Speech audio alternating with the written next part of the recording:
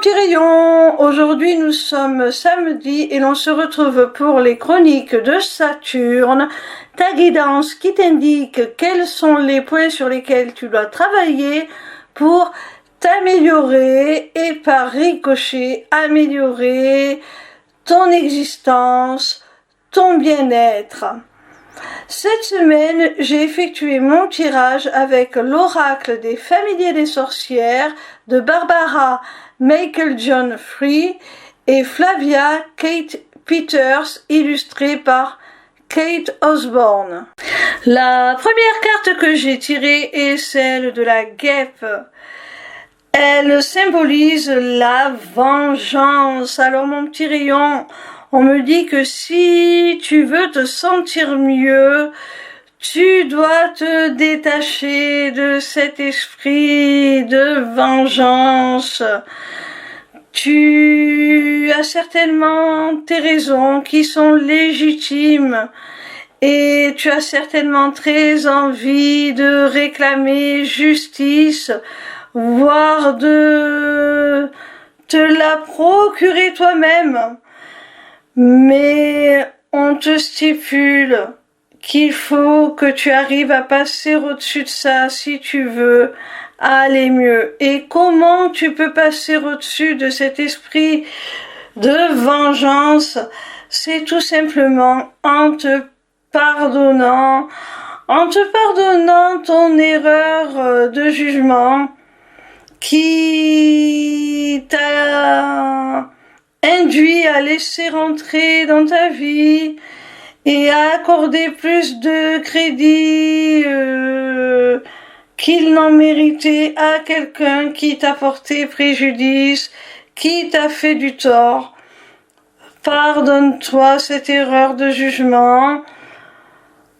Prends l'enseignement que tu as à prendre de cette expérience et laisse derrière toi, sans pour autant l'oublier, mais laisse derrière toi le mal, tout ce qui a pu t'atteindre et tout ce qui a pu te faire souffrir. Tu dois le poser pour avancer. Et aussi pardonner à cette personne qui a pu te faire du tort. Alors pardonner à l'autre, ce n'est pas un cadeau qu'on lui fait, c'est un cadeau qu'on se fait à soi-même pour sa propre paix. Ça ne veut pas dire que l'on oublie le mal qui a été fait, qu'on l'absout totalement de sa faute. Ça veut dire que pour nous, la chose est réglée, que pour nous, on a réussi à en retirer la leçon, comme je l'ai expliqué précédemment, que l'on avait à en retirer, et que l'on décide de se délester du poids, de la charge, de toutes ces mauvaises énergies impliquées par la haine, par cet esprit de vengeance. On n'a pas d'énergie à perdre avec ça.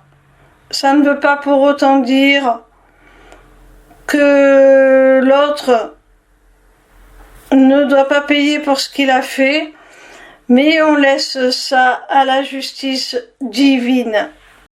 La deuxième carte que j'ai tirée est celle du dragon. Elle symbolise l'émergence et notamment l'émergence de ta force, de ton pouvoir, de ton énergie créatrice. Tu reprends le contrôle de ta réalité pour la transformer en ce que tu souhaites. Tu reprends possession de ton pouvoir créateur qui émerge pour laisser justement émerger. Je fais exprès de reprendre les termes de la carte dans ta vie tout ce dont tu as besoin. La troisième carte est celle du loup et elle symbolise la communication. Alors mon petit rayon, peut-être que tu dois faire un travail sur ta manière de t'exprimer, sur aussi ton besoin d'exprimer certaines choses que tu ne t'autorises pas à dire, que tu refoules, que tu ne t'autorises pas à exprimer tout simplement de quelque façon que ce soit, par tes gestes, par tes actes, par tes mots. Et cette communication, elle est très importante parce que je pense que c'est ce qui va te permettre justement de te libérer de toute cette souffrance que l'on a vue avec la première carte et qui génère cette envie de te venger. En exprimant tes besoins, déjà, tu seras moins spolié parce que tu vas permettre aux autres de les prendre en considération.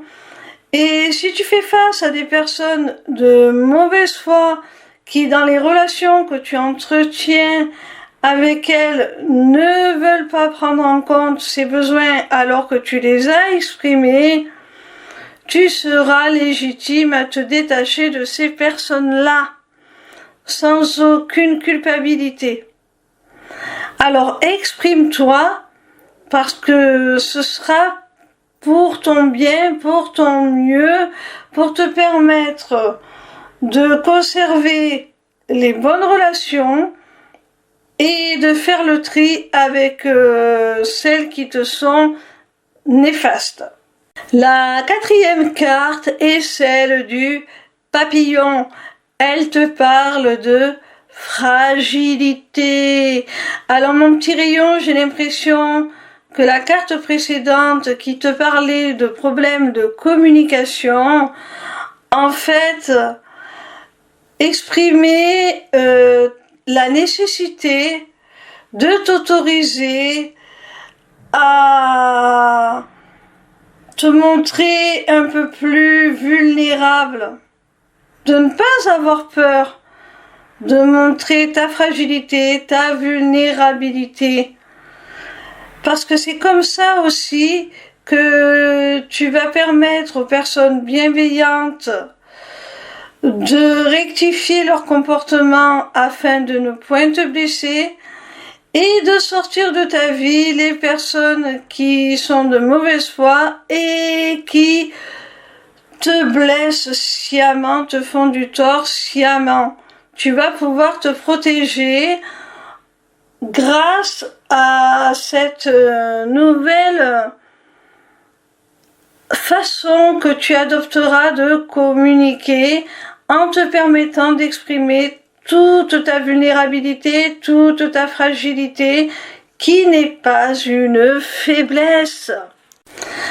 La cinquième et dernière carte est celle de la chouette, symbole de sagesse. Alors après tout ce travail, tu vas acquérir tout simplement une certaine sagesse qui va commencer par une meilleure connaissance et une meilleure acceptation de toi-même, de tes forces et de tes faiblesses, comme on l'a vu avec la carte du papillon qui symbolise la fragilité. Et cette acceptation de tes points forts et tes points faibles va te permettre de te réunifier et de trouver ta sagesse intérieure. Parce que tu auras une meilleure connaissance de toi et une beaucoup plus grande lucidité sur tes interactions avec ton environnement, avec les autres, et tu seras beaucoup plus en mesure d'aller vers ce qui te convient le mieux, ce qui t'est le plus bénéfique. Voilà mon petit rayon, si cette guidance t'a plu, n'hésite pas à t'inscrire au Taroscope pour recevoir toutes les semaines dans ta boîte mail tes prédictions gratuites, signe par signe.